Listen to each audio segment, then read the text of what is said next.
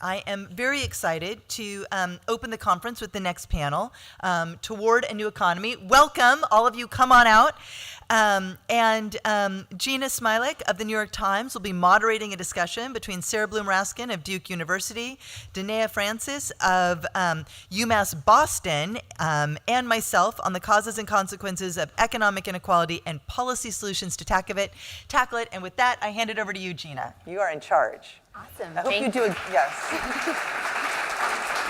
Thank you. Well, so I guess we are starting a panel on a big week for the U.S. economy. You know, GDP report, Fed meeting, jobs report this morning. So good job picking a nice quiet week for economy watchers to get started. But I think this is a really exciting panel because we're going to be talking about the new economy, and I think amid that sort of steady drumbeat of economic news, it's a cool time to kind of take a step back and think about what all of this means and what sort of the big broad trends are happening under the surface. And it could not be a better panel to do that with. So we have Dania Francis from the University of Massachusetts, Boston, where she is an assistant professor of economics. She is a board member of the National Economics Association and a National Academies of Education postdoctoral fellow. Her research interests include examining racial and socioeconomic disparities in education, wealth accumulation, and labor markets, and the criminal justice system. We've also got Sarah Bloom Raskin, who is at Duke University, among other affiliations, and she is there working to improve the public's understanding of markets and regulation. She previously served as Deputy Secretary of the U.S. Treasury, becoming the highest-ranking woman in the history of the department. And prior to her confirmation, Raskin served as the governor of the Federal Reserve Board, or a governor of the Federal Reserve Board, a commissioner of financial regulation for the state of Maryland, and as banking counsel for the U.S. Senate Committee on Banking, Housing, and Urban Affairs. You already know about Heather Boushey, so I will not reintroduce you. But sort of without further ado, I just want to jump into questions. And Heather, I'd like to start with you. So obviously you have a new book out. And a big theme in that is about how inequality subverts institutions and can kind of erode public trust in those institutions. And I was hoping you could just kind of expound on that, just to get us started. Why do you think these trends are so worrying for how governance is done here in Washington? Thank you, and thank you so much for moderating this discussion. I think that it's a great place to start with trust. I was actually in a conversation with some colleagues yesterday, and we were talking about this issue of the intersection between how we think about the economy, how people experience the economy nationwide, and what that means for how people have trust or confidence in government. And, we know from the data that we've spent, just if you look over the long brush since 1980, we've seen, year over year, not every year, but, over that trend, that time period, you've seen declines in the kinds of public investments that people want government to make in education. We haven't seen government take up the investments that people want to make in early childhood and in other aspects of people's lives, healthcare.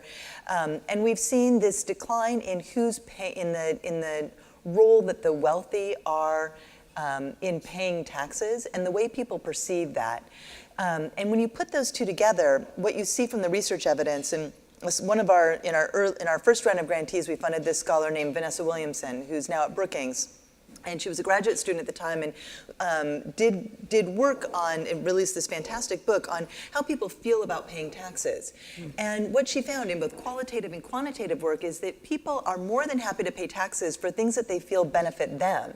But if you have this move here at the federal level to say we need to cut taxes, and then on the other hand, you're cutting the things that people actually value, you're setting up this really terrible dynamic where people aren't getting what they need, and you're not setting up the resources that you need, and most importantly, people don't feel that it's fair. So I would start there, but I do think, I feel like I'm often sort of tag teaming between these two places, both on the concentration of income and wealth on the one hand and the role of government.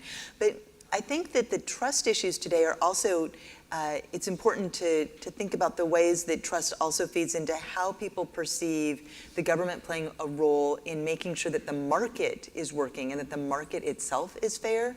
So, economists and people who work in government will talk about antitrust, and I think many of us don't. That's a hard word to wrap your hand around because it sounds bad, like you don't trust something, like you're against trusting. But what that really means is the set of rules around how it is that we ensure that there's fair and open competition. And I think that that is a place too where people don't have a lot of confidence that the government is acting on their behalf and that they in their community are going to benefit. So I don't have any quick hit answers for this. I feel like, as I said in my opening, I feel like if we can change the conversation about what growth is, maybe that'll get us to a place where we can start talking about how we can ensure that what policymakers are doing here in Washington and state houses around the country actually benefit people. But we have to start moving towards that. And the first step is recognizing that we have a problem, I think. Right, absolutely. And I think that idea sort of leads really nicely into Dania's research here, because you have a really interesting way of looking at inequality in the sense that you look at fairness and access to opportunity, really, at the end of the day. And so I guess I'm curious how you see sort of these trends that Heather is talking about playing out in a way that sort of obstructs opportunities for growth, especially among racial minorities, among women. How are these trends playing out in your research? Absolutely. And first I want to say thank you as well. I'm really excited to be here today. So you're right. I tend to think of things from sort of a micro perspective going upwards. And one of the things that I think of when I think about how do we grow our economy is we invest in our people. Right? We invest in human capital. How do we invest in human capital? Well, we feed people, we house them, right? We make sure they're healthy, and we educate them. And an unfortunate thing in this country in the past and currently is that we have these gaps in the opportunity to invest in your own human capital, right? And so some of that arises from historic circumstances that I really like how Heather brought up wealth concentration, right? So when I think about wealth concentration, I also think about racial wealth gaps and why is wealth important for human capital investment? Because it provides access, it provides opportunity. With wealth, I'm able to buy my way into a neighborhood with fewer pollutants and better schools. And without access to that, right, I have to sort of, take what's given to me, right? And wealth is also protective. Right? So it's protective against adverse life events. It affords you opportunities to do things like be an entrepreneur. If I want to be an entrepreneur, I have to be willing to fail and able to fail. And if I have more wealth, I am able to fail, right? As opposed to if I have nothing to fall back on, right? So there are all these things that wealth provides that help us grow our own human potential, right? That large segments of the population don't have access to. Right? So racial minorities, especially Blacks and Hispanics in the country, women of all races, members of the LGBTQ community, and especially I think those who lie within the intersection of some of those communities, right? Can have some sort of particularly devastating consequences from discrimination in this society. Right, so I will sort of wrap this up and put a button on it by saying that there are, and we can maybe hopefully talk about, some of the causes of this racial wealth gap, but it's there, it persists, it's intergenerational, and it perpetuates itself. Right, wealth can beget wealth, and I think that without addressing that. We are in danger of continuing to lose those innovators that Heather mentioned earlier, right? The lost Einsteins, right? So who are we missing by undervaluing and underinvesting in certain children. Right, absolutely. And I guess, that is a very interesting microeconomic view of this, that, the details really matter here. I guess pulling back and looking at the macro picture, which Sarah, obviously you did as a Fed governor very, very often and well. I'm curious, how do these trends play into what we're seeing in broader growth? How does this potentially distort the kind of consumption that we're looking for in the economy? Great. So let's talk about distortions. And I do want to add my thanks. I've got to say I am just a huge fan of equitable growth. You guys are asking the right questions at the right time in the right way, and hats off to this terrific work and this conference. So on the distortion side, here's really how I look at this. So what inequality is doing is it's distorting the economy by both introducing fragility and masking it. Okay, so first, how is this fragility introduced? Okay, as kind of the traditional way of looking at this is, essentially by saying that it's gutting sustainable consumption, okay? So consumption being the engine of economic income distribution and a wealth distribution, you lose and you alter that engine for consumption, for growth, okay? Now, there's another little twist on consumption. The consumption really, to be a meaningful engine for macroeconomic growth, cannot be overly debt dependent, right? So you introduce also this, when you introduce this notion of debt dependency, you then see a consumption engine that, hey, really may not be fully sustainable because it's driven by the taking on by households of could be huge amounts of debt. We know from experience that kind of debt, those kind of debt levels can tip a consumer into a downward cycle, can tip people towards bankruptcy, can tip them into economic ruin. So this notion of debt, I think, has to also be looked at as a possible distortion. Okay. The fragility, though, that I'm thinking about is not just, introduced by inequality, but it is also masked in a way. And this is what I want to think about in terms of this masking and how it's masked. It's masked because it really doesn't, first of all, have ready and useful metrics that require policymakers to look at it and be guided by it. Okay, and it's also masked because it engenders what I think is a loss in resilience. Okay, why is this important? Why is it that we don't want a loss in resilience? When we lose resilience, we ossify economic classes, essentially. We lose the ability of people lose the ability to move out of their economic circumstances and into different ones.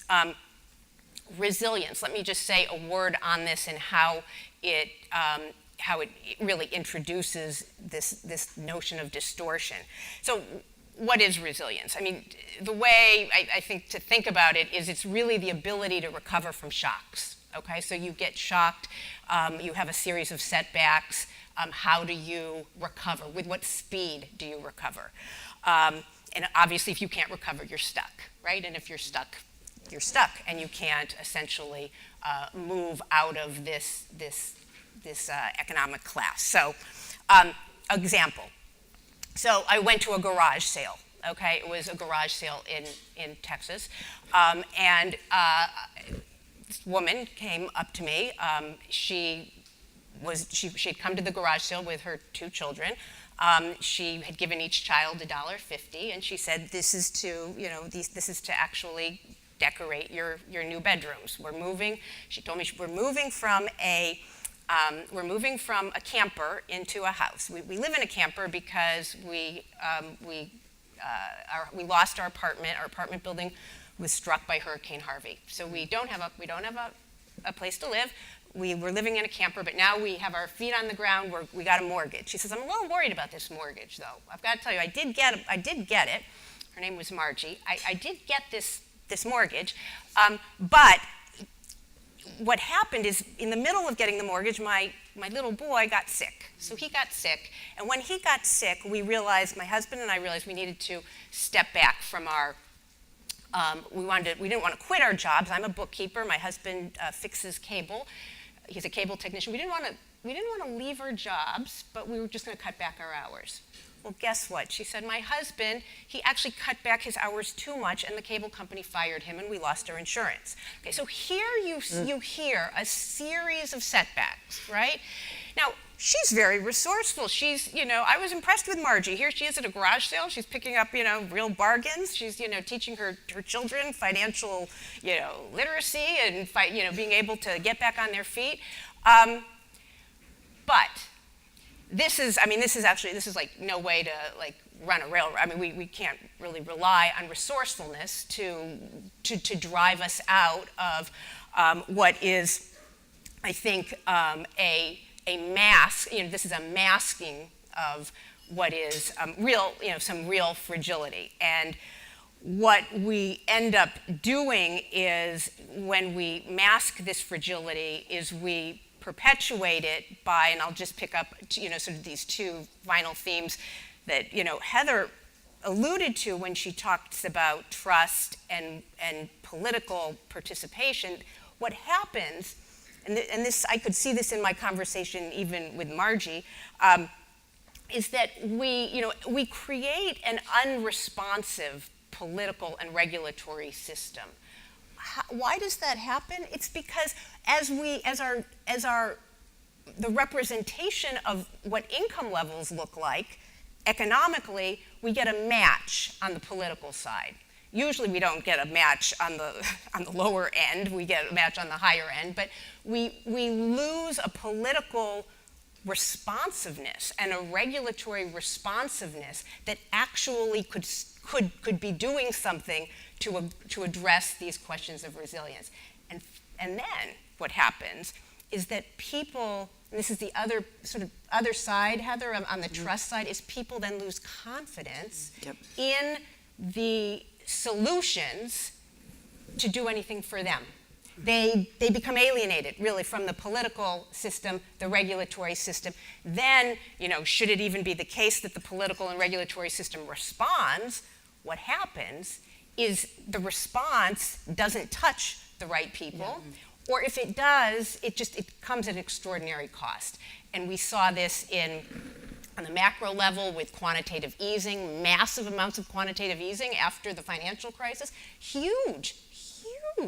I mean, it takes your breath away how much we had to do in order to get the economy, and this is just one part of the economy, moving again. Even on the micro level, if you look at like student loan debt, income-based repayment plans, those are actually, programs that could work for people in terms of paying debt. A lot of people I'm not trusting that. I don't know the first thing about that. I'm not going there. So you do have this trust issue that I think also becomes distorting. Right, absolutely. And I should have mentioned earlier, if you guys have any questions, we will shortly open up for questions, so please go ahead and submit them.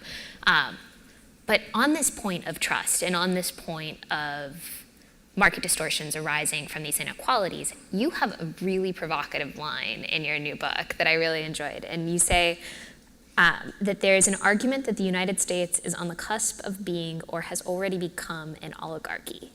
Oh, I did say that. Yeah. You did say that. And I think this really speaks to what Sarah is talking about. So I was hoping you could just walk us through what you mean there. Yeah, I think it's, we spend all day at Equitable, we spend all of our time at Equitable seeped in the research and the evidence. And so I feel like as both Dania and Sarah were talking, I was thinking of all the studies that were backing up everything that they were saying. And one of our purposes actually at Equitable Growth is that you all don't have to read all those studies, but know that we're compiling them and trying to making this accessible. But But the reason that I said that in the book, that we appear on the cusp of being an oligarchy, I mean, what does that mean, right? It means that you're being, that your society is being driven by a small group who have control of the resources and are using that because this economic power is translating into political and social power. And you're not just saying you're not saying oligopoly, you're saying oligarchy, which has kind of both the political potentially corruptive piece as well as the market structure piece. Well, and how can you, and I think the question in front of us is that how can you have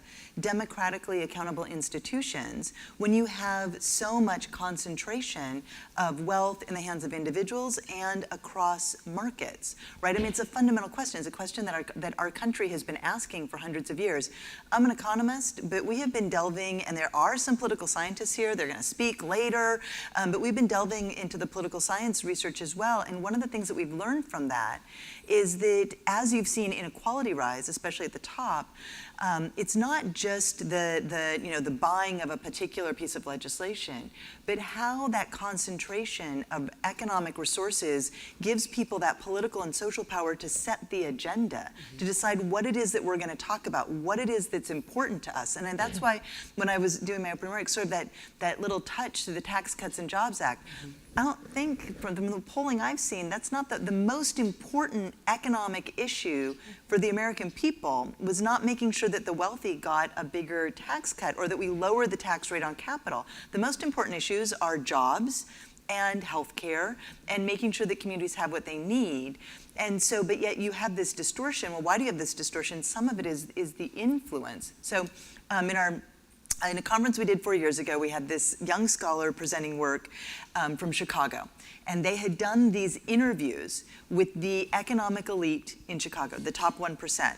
And they found that of this group, half of them, and I don't remember actually exactly what the data point was. In my recollection, it was that they had the cell phone number. I'm sure that's wrong, but that's what I remember. But half of them knew their senator or contacted them. So it was like half of them had their cell phone number. I'm sure I'm exaggerating. But you think about that, and it's like even in Washington, I mean, how many of you all here in DC actually have met, have had regular contact with your senator? And Illinois is a really big state, right? And so that means that that it's changing the way that we think about what's on the agenda. And again, and then that's about, there's taxes, but there's also then how is our market working and for whom? If the only people that policymakers connect with are these folks that own huge shares of the US economy, then our policies will be driven on behalf of them, not on behalf of the majority or the small firms. So you have to take into account these bigger dynamics. And then I think what we at Equitable Growth want to show is that each of those sentences that I've said, there are research studies that get at various pieces of that, and it's our job to make sense of that and to tell a different story. And I think that's where the challenge for us is. How do we make sure that what we're saying is always backed in the evidence, that we make good policy, but that we can also tell this bigger story and knit these things together? Right, absolutely. And it seems like one story that sort of speaks to how these entrenched inequalities can play out over time is the work Dania has been doing on reparations. And so I was hoping you could just talk to us a little bit about that and kind of tie it back to these broader themes. Yeah, so I mentioned earlier, racial wealth gaps, and I'm glad to have an opportunity to talk a little more about, like where do these come from, right? There is a history. We can't be ahistorical about things, right?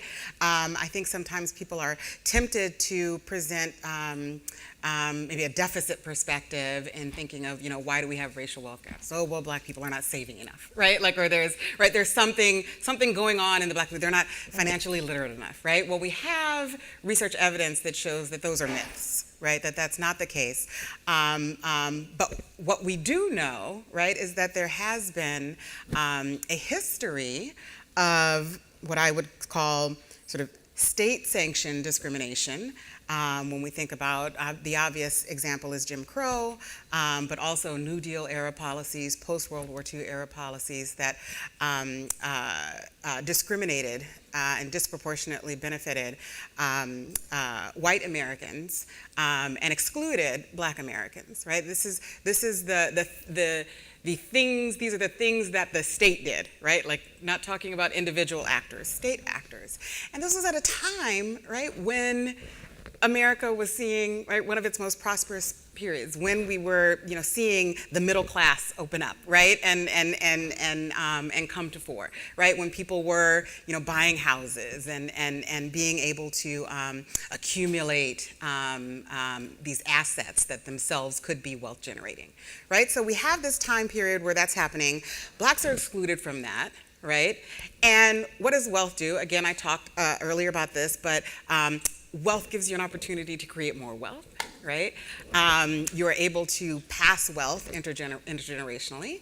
And that's not just in, bequests, but that's also in doing something like helping fund your child's or your grandchild's education, right? So then there's somebody who doesn't have to go into student loan debt. Because they have access to like a home equity loan or something like that. So, I say all this to point to this notion that when we think about reparations, we certainly shouldn't just be thinking about reparations for slavery, right? But we should also be thinking about reparations for this state-sanctioned period of discrimination that I think you can draw sort of a direct line from that to current wealth inequality, right? I guess the only other thing I'll say about that is, in addition to thinking about past discrimination and how that affects the landscape of economic inequality today, we have to acknowledge that there is still ongoing discrimination, right? And so, part of the work I do is considering the economic implications or logistics of carrying out a reparations program, and one of the things being, what form should it take, right? And so I think for any reparations program to be considered successful, there has to be a component that addresses ongoing discrimination, right? There has to be a way that we open up these discussions and find ways to address that. There has to be an education portion where we are educating people about these histories, right? And that where we are didn't arise out of a vacuum. And then finally, I think there has to be a direct transfer of resources, right? So cash payments, if you want land redistribution, something to address the huge racial wealth divide. Right, absolutely. Now, I have more questions, but I'm going to ask them at the end so that I don't skip over the audience questions accidentally, intermittently. And so, really interesting question here from someone who did not submit their name is there a reason to tax the rich beyond just raising revenue for important public investments? Which I think is pretty provocative. Anybody want to take that? I'm happy to start. I'm sure you guys can come up with lots of good ideas. I mean, we work with Emmanuel Saez, who's on our steering committee, and he and his colleagues wrote a really interesting paper a number of years ago about optimal tax rates. And they make this argument that as you allow the wealthy to keep more and more and reduce tax rates at the top, you not only lose the revenue and all the things you can do, but that creates this perverse incentive. So we're told that if you give them more money, they're going to invest it. And we could show you a bunch of slides about how that hasn't been happening. But setting that aside for a moment, we're told that money would be used for really important social purposes. But instead, what they show in a theoretical model with a little bit of empirics is that, well, actually, when you lower those tax rates and you allow them to keep more, it creates this perverse incentive to actually try to make more at the top and to keep holding on to that income. So instead of creating the incentive for investment, which is supposedly what you're trying to do by giving them more access to that cash, you're actually just creating more of a consumption side incentive. So that would be one. I mean, in an era when we taxed at the top more broadly, we did not have lower rates of investment. So I think that alone should just be an indicator. I think Sarah's point about metrics that we should be looking at, that's one that I certainly would have at the top of my mind. I don't know if anybody else wants to. Well, I would just add that I think it's important to right? Change the narrative, right? Change the narrative around wealth tax, right? So right now it seems like there's this question of, we're taking from, right, wealthy people, as opposed to thinking about this notion of policies that have been passed in the past that have been extractive from the rest of the population, right, and transferring to the wealthy, right? So policies that erode our labor unions, right, and sort of allow that sort of extraction to take place. We don't view those policies as negatively, right, as we do, and I think we need to flip it and call those, wealth redistributions to the wealthy, right? So now we can talk about, let's take some of that wealth redistribution back. Right, absolutely. We've got a marginal propensity to consume question, so I'm looking at Sarah. But so one of this person asked, don't rich people spend more anyway, and can't their spending make up the difference? And I imagine you have thoughts. Yeah, so that's a great question. So the way consumption actually gets expressed in the models certainly is through this notion of marginal propensity to consume, not total spending. And the marginal propensity to consume, it turns out, historically is smaller at the. Is that still the case, Heather? It is. Okay. It's a smaller. The engine really for consumption is it's a weaker engine at the very high income levels, and it's a weak engine at the very low income levels. It's the marginal propensity to consume among the middle income parts of the distribution that provide the real drivers towards consumption. And then consumption, of course, being one of the major, drivers for aggregate demand moving forward. Now, what I think is really interesting about this is, I think one thing we need to do is we need to probe the models that policymakers use and determine, first of all, are their models up to date? So in other words, are they bringing into their predictive models on growth the correct income distribution that we now have? Now, I can say, when I was at the Fed and wanted to start looking at this, my initial sense was that those models were not reflective yet of a post-crisis distribution of income and wealth in our economy. Well, can I add one? So just to add two things. So at the end of the day, we have Karen Dinan, who is here somewhere, who's an expert and has done research on this, talking. So we'll get into this more later. But just one little piece about this: don't the rich people spend more anyway? And one of the things that we've learned from the research of Atif Mian and Amir Sufi is that as you see this rising concentration of wealth, we know that the rich save more, so that should lead to more savings. And savings in any econ 101 class, they're going to teach you that savings automatically equals investment. It's a three-line equal sign. It's like so important. It's an identity. But what financial economists like Atif and Amir are discovering is that transition from savings to investment, instead of the money going into investment in capital goods or what we want to see that's going to drive productive growth in the economy, because of the rising concentration of wealth, it's leading to an increase in the supply of credit, which ties back to what you were talking about. So that circle, we haven't been talking about that. And hopefully the last panel, this is a hint to you all, can talk about this a little bit more. But I am really glad that question has been raised. Right, absolutely. And it is interesting, I think, to the work that you do and sort of whether the financial system works for consumers, right?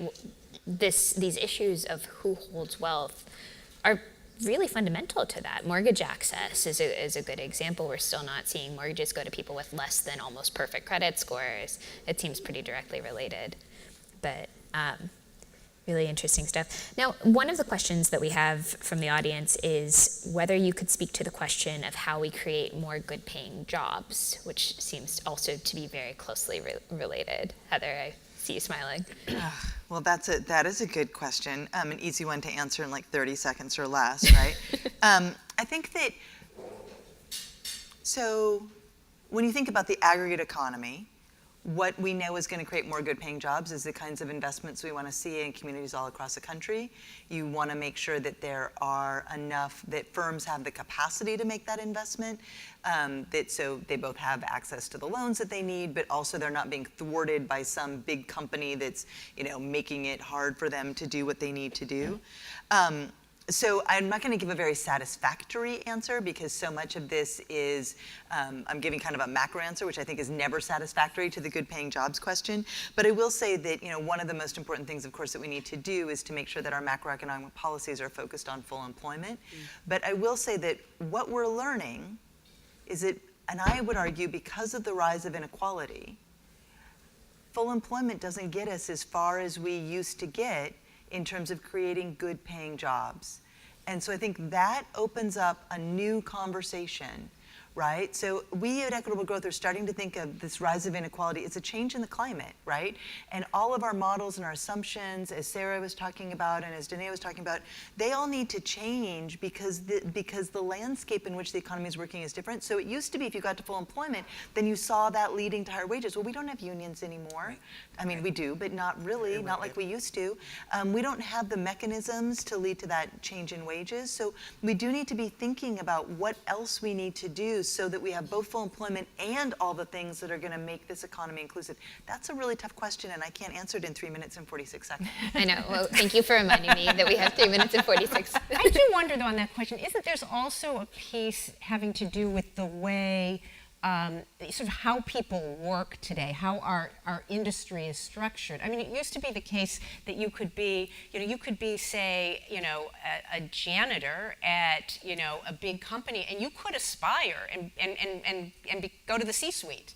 Now, if you are, a janitor, you essentially may be working for a firm that just provides janitorial services, right? And so your ability to actually move into a higher paying job is limited by the fact that the structure of industry has changed. We've had a lot of, I call it disaggregation, right? Where you used to have one firm that could, would provide a lot of different services. Now we have disaggregated. So, Apple, for example, Apple isn't going to hire its own, people to do, to do its own events internally. It goes to an event planner. If, in terms of its cleaning services, it goes to a cleaning service provider. So it's been disaggregated. But for the workers who are engaged there, query as to how you move into a higher paying job.